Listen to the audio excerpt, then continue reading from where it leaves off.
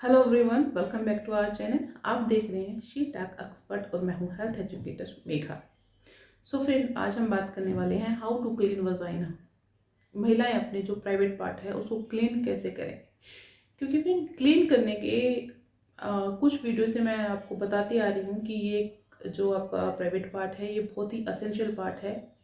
अधिकतर महिलाएं होती हैं वो अपने अपर पार्ट पे ही ध्यान देती है या फिर अपने जो आउटर पार्ट्स हैं उन पे ध्यान देती हैं।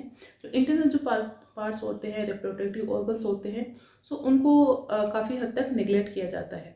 सो आज हम जानेंगे कि इस ऑर्गन की सफाई कैसे करें और किस प्रोसेस में आपको सफाई करनी है और कौन कौन से इसमें क्लीनिंग के प्रोसेस होते हैं। तो चलिए फ्रेंड, स्टार्ट करते हैं आज का हमारा वीडियो और देखते हैं कौन कौन से प्रोसेस में आपको ये चीज़ें करनी है और कौन कौन सी चीज़ें आपको ध्यान में रखनी है।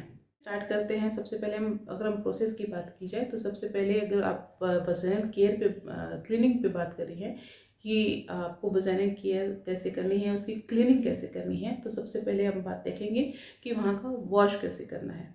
ठीक है, तो जानेंगे कि जो वजाइनल जो वॉश है उसको कैसे आप अपने प्राइवेट पार्ट को साफ करें। ठीक है, लास्ट वीडियो में मैंने कई बार आपको बताया है कि आपको कैसे वॉश करनी है, तो अभी फिर बता देती हूँ कि आपको कभी कोई भी केमिकल चीज़ें यूज़ नहीं करनी है। आपको सिर्फ पानी से ही साफ़ करना है या फिर आप अपने डॉक्टर से सजेशन से जो भी वो सजेस्ट करें आप वो चीज़ वॉश करें, आप उससे वॉश कर सकते हैं। या जो माइल्ड शैम्पू दे या माइल्ड सोप दे, आप उसे यूज़ कर सकते हैं। ओके, सो वॉश करते टाइम आपको ये ध्यान रखना है कि कभी भी आपको केमिकल्स वाली चीज़ें या ऐसी चीज़ें जिसमें सेंट हो, केमिकल्स हो या फ्रेग्रेंसेस हो, वो यूज़ नहीं करनी है सर। तो सबसे पहली बात कि आपको वॉश करते टाइम आपको ध्यान में रखना है कि ये चीज़ें यूज़ नहीं करनी है और गर्म पानी से आपको दिन में 2 बार आपको उसकी क्लीनिंग करनी है।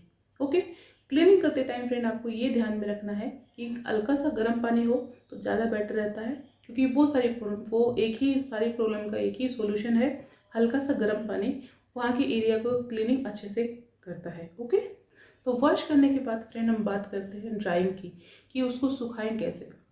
तो फ्रेंड, जैसे ही आप वॉश कर लेते हैं तो सेकंड हमारा प्रोसेस आता है कि वजाइना को सुखाने का भी एक तरीका होता है कि आप चाहिए उसको वॉश करें तब सुखाना हो, चाहिए आपको यूरिनेशन के बाद में ऐसा करना हो, चाहिए आपको आफ्टर सेक्स के बाद में उसको साफ़ करना हो, तो उसका एक ही प्रोसीजर है कि आपको कभी भी जो सफाई है आपको हमेशा उस पर ध्यान क्या रखना है कि जब भी कोई भी आप मटेरियल यूज़ कर रहे हैं वो बिल्कुल साफ़ सुथरा हो।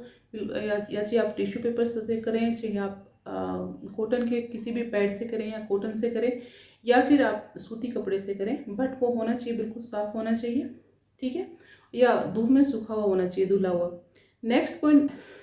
नेक्स्ट उसमें ध्यान रखने वाली बात है कि सफाई करते टाइम या आपको सुखाते टाइम आपको ध्यान रखना है कि कभी भी नीचे से ऊपर की तरह ना पहुँचे, क्योंकि ये एक गलत प्रोसेस है। आपको पूछते टाइम आपको हमेशा ध्यान रखना है कि जो आपका जो हाथ है वो ऊपर से नीचे की तरफ जाना चाहिए। ठीक है, अगर आप इस तरह से सफाई करते हैं तो आपको वजाइनल इन्फेक्शन होने के चांसेस काफ़ी हद तक कम हो जाएंगे। ठीक है, तो ये बात आपको हमेशा ध्यान रखनी है कि सफाई का जो सही प्रोसीजर है, सफाई का जो सही प्रोसेस है वो नीचे से ऊपर नहीं है बल्कि ऊपर से नीचे है। ओके, नेक्स्ट पॉइंट की फ्रेंड हम बात करते हैं, वो है उसकी आपको जो आपके प्यूबिक हेयर हैं उसको रिमूव कैसे किया जाए।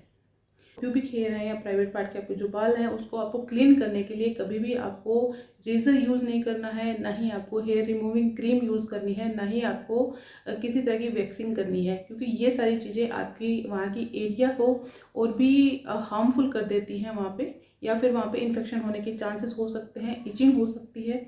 रेजर करने से हमेशा इचिंग हो सकती है, इन्फेक्शन होने के चांसेस हो सकते हैं, कट भी लग सकता है। ठीक है, तो आपको ये सारी चीज़ें वहाँ पे नहीं करनी है।